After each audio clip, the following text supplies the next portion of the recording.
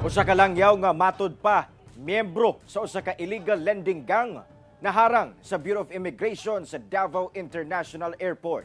Dugang detalye sa report ni Kent Abrigana. Naharang sa Bureau of Immigration ng usa ka 19 anyos nga Indian national nga magbakasyon dramatod pa sa Pilipinas. Kinihuman nga nakitaan og mga sayop sa iyang travel documents sama sa fake return ticket. Gikan matud pa kini sa Singapore og minaok sa Davao International Airport niadtong Sabado.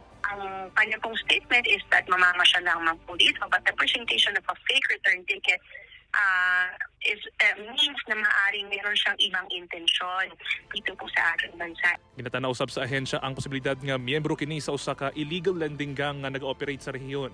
Well, ito pong mga foreign nationals na ito, usually they are holding tourist visas, they're overstaying already, or some naman po do not have the proper documentation. They offer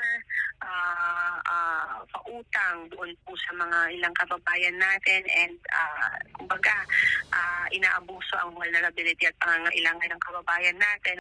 Nalakip na sa blacklist sa Bureau of Immigration ang maong Langyaw. Kinsa gikusudiya na sa Bureau of Immigration sa Davao ug wala kini pahayag.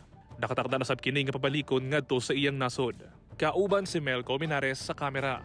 Ako si Kent Abrigana para sa One Mindanao.